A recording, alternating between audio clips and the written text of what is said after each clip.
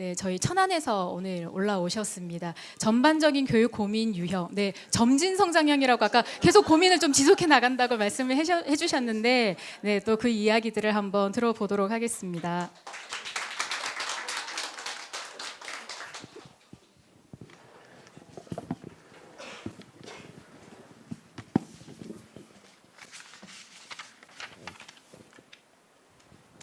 네, 안녕하세요. 천안에서 올라온 홍보라입니다. 반갑습니다.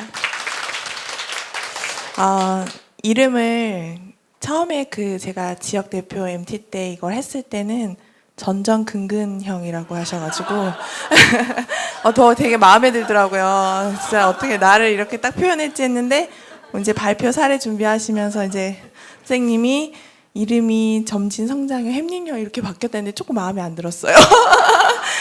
그렇지만 좀 있어 보이게 이름이 많이 바뀌어서 좋긴 했는데 자꾸 이렇게 뱅글뱅글 돌면서 이렇게 자꾸 나오길래 어떻게 나를 저렇게 이렇게 표현을 했지 도표로. 그래서 보면서 내 눈을 끄덕끄덕거리면서 이제 사례 발표 시간이 왔네요. 그래서 저는 사례를 제가 이제 이걸 작성하면서 일기 형식으로 제가 쓰게 되더라고요. 그러니까 저를 단체 만나기 전부터 이렇게 저의 삶을 들여다보게 되더라고요. 그래서 일기 형식으로 저는 한번 그냥 낭독하는 것처럼 하겠습니다. 올해 1월 지역 대표 MT에서 사교육 고민 유형 진단을 처음 받아봤다. 여러 가지 문항에 대해 체크를 하며 학부모로서 나는 어떤 사람인지에 대해 생각하는 시간이었다.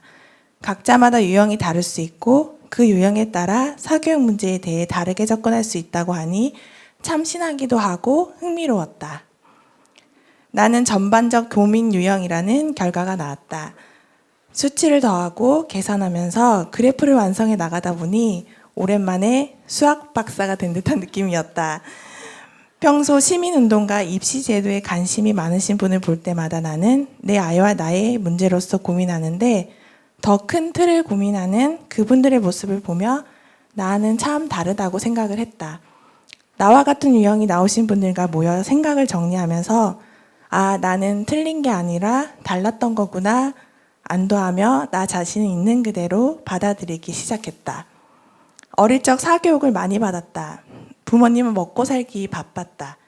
좋은 대학에 가길 바라시는 마음보다 내가 혼자서 끙끙 앓고 힘들어할까 봐 본인들이 도와주지 못하는 교육 부분을 사교육에 맡기셨다. 중고등학교 때 학원과 가해의 도움을 받고 수능 점수 겨우 275점으로 지방에 있는 사립공대에 입학을 했다. 등록금 400만 원, 8학기 총 3,200만 원을 내고 졸업을 했다. 남들이 부러워하는 연구원으로 취업을 하고 딱 4년 동안 시집갈 돈을 모으고 퇴사를 했다. 아무리 생각해도 남는 장사가 아니었다. 전업주부로 살기 시작하면서 나처럼 돈 낭비하고 아이를 키우고 싶지 않았다. 사교육이 아니면 무엇을 해줄 수 있을까 고민했다. 그 당시 푸르미 아빠, 지랄발라 하은맘, 잠수내 교육법이 엄마들의 큰 인기를 얻고 있었다. 느낌이 오시죠? 사교육이 가정에 얼마나 큰 위험을 주고 고민거리인지 알기에 엄마들이 할 수 있는 건 집에서 아이들에게 좋은 교육 환경을 만들어주고 엄마가 해줄 수 있는 것은 해주는 것이 가장 빠른 방법이라는 생각이 대세였다. 한 달에 한 지씩 전집을 사주고 일주일마다 영어 DVD를 중고 복제폰으로 사서 아이에게 보여줬다. 엄마표 사교육을 시키고 있었던 것이다. 첫째 아이의 초등 1학년 입학을 앞두고 학교 오리엔테이션에 갔다. 교장 선생님이 말씀하셨다. 어머니, 제발 한글을 다 가르쳐서 보내주십시오. 이 말을 듣는 순간 불안감과 두려움이 몰려왔다. 아이는 받침없는 한글을 읽고 쓰는 수준이었다.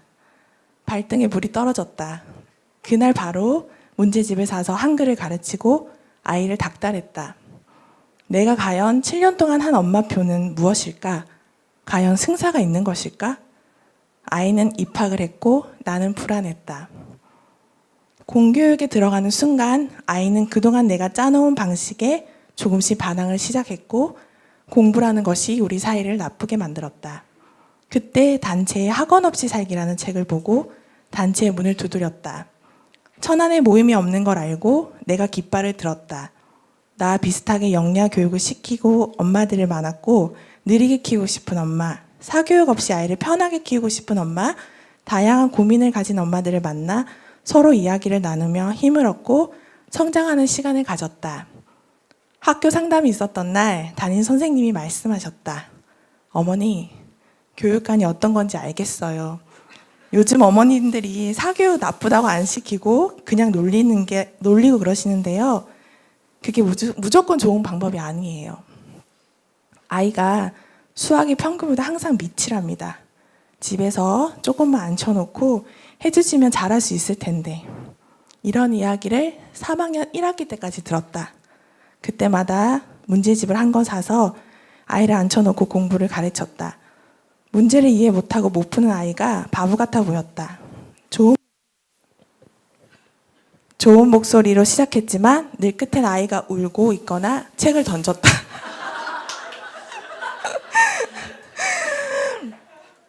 단체에서 하는 강의를 듣고 모임에 함께 스터디를 하면서 나와 아이에게 맞는 방법을 찾기 시작했다.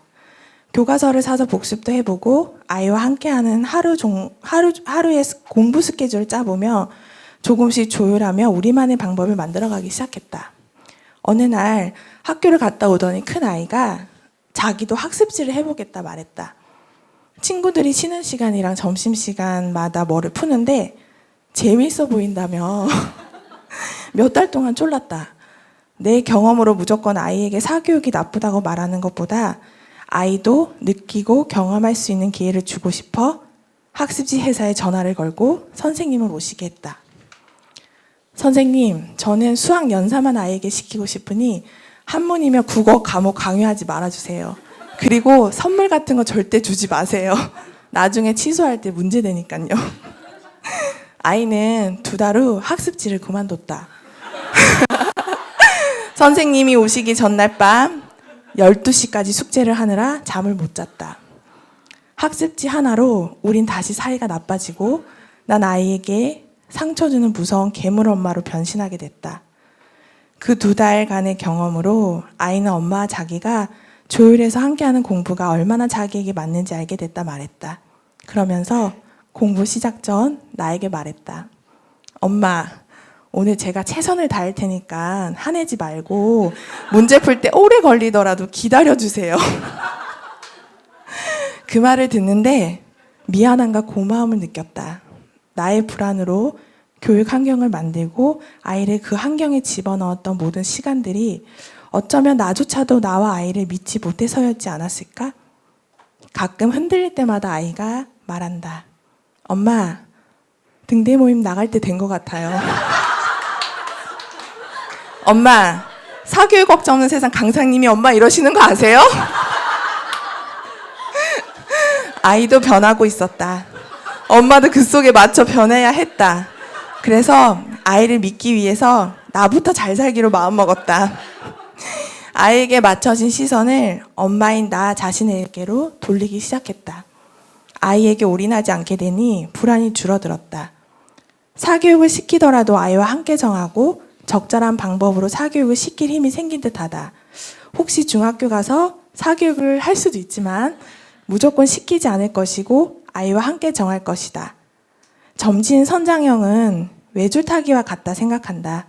단체를 만나고 흔들림이 조금씩 줄어들고 다시 제자리로 돌아오는 힘이 분명하게 생겼다.